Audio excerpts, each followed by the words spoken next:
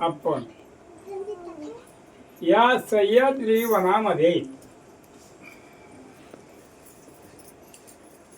जन्म घेतलेला, पण हा सह्याद्री वन रामचंद्र प्रभू त्यांच्या पदस्पर्शाने पावन झालेली ही भूमी, त्यांनी आपल्या या भूमीमध्ये 14 वर्षाचा वनवास फळांच्या झाडाखाली काढला. कुठे? पंचवटीमध्ये. आणि ही दैत्यांची भूमी होती, पण त्या दैत्यांचा करता भगवंतांनी अवतार धारण करून या दक्षिण खंडामध्ये आले, म्हणून आपण त्यांच्या मागे आपण इथं आलो. आपल्या करता त्यांनी 10 अवतार धारण केले. मग या भागामध्ये आपल्या ह्या भागात या कलियुगामध्ये आपल्या महाराष्ट्रामध्ये आज कौंडण्यपूर आणि कौंडण्यपूरच्या शेजारी हे जोगोजी बाबांचं गाव आणि वालेले अवलियापूर, जसं आपल्या महाराष्ट्रामध्ये इकडे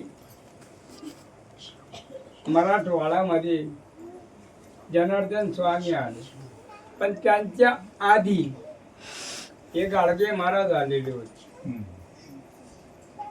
आधी त्याच आश्रमांमध्ये त्यांनी आज माझ्या भास्कराने एवढे संत कार्य चालवलं.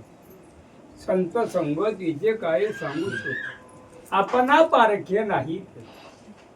म्हणजे गाडगे महाराजांचे आणि येऊ शांतामाई, गंगूबाई, बंडू बाबा आणि केरो बाबा, आणि केरो बाबाचे मुलं उमाकांत, आज बी नाशिकला त्या आडगाव नाक्यावर, औरंगाबाद नाक्यावर 11 खोल्या आहेत. या संप्रदायाचं मूळ सांगतो तुम्हाला. आज बी प्रत्येक क्षेत्रामध्ये गाडगे महाराजांचं अन्नदान हे चालू आहे. आता हे कैकाडी बुवा घे, आता तू ज्या मठामध्ये सप्ताह काढला ते कैकाडी बुवा हे मनमाडचे, मग त्यांचे गादीवर रामदास बुवा, हे केरो बाबाचे शिष्य कैकाडी म्हणा. लक्षात ठेवा. आणि त्या गाडग्याच्या सप्त्याला आम्ही किती केले मदत केली, म्हणून भास्कर तिथं हे नाव घेऊन जिथं आला, बाबा एवढे एवढे माझे वारकरी आहेत. म्हटलं मग काय तुला काय करायचं, एवढे सांभाळू आपण. मग एकादशीचे फराळ मी काढलं, त्याला 1000 रुपये दिले आणि 1 कट्टा साबुदाणा देऊन. कारण कुठेही अन्नदान व्हावा, संत संगतीचे काय सांगावा. हो, काही नव्हतं केरू बाबाकडे, काही नव्हतं. त्यांना बाया 3 केरू बाबांना. केरू बाबाची माले काय त्यांना बाया 3. तिघींना एकच पोरं झाली. एक नाना तिथं सोमटाण्याला, एक उमाकांत आणि एक या खानदेश भागामध्ये कळवणच्या खालतून. तिघं पोरं 3 ठिकाणी आहेत. हो, पण त्यांनी काही बापाचं काही पाहिलं नाही, उमाकांताने पाहिलं. मग आपला हा कोकणच भाग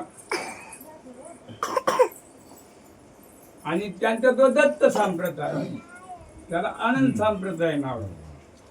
म्हणून त्या गाडगे बाबांना म्हटलं, अरे तू आवली आहे यान कमसे कम तू तुझ्या हा संप्रदाय दत्त संप्रदाय मोडून आणि या नाथ संप्रदायामध्ये त्यांना शिरोनिवृत्ती झाला. कारण शिव संप्रदाय, नाथ संप्रदाय आणि वैष्णव संप्रदाय. आता मला केवढा आनंद झाला. हो, धन्य जो दीन संतो दर्शन जाओ.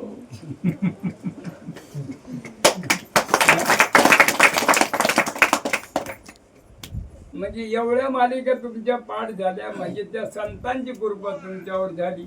आणि आपण एवढ्या मागच वर्गातून माझ्या माऊलीने एक शब्द केला. जेव्हा या संप्रदायाला सुरुवात झाली तेव्हा एकच आरुळी दिली, या रे बाण थोर.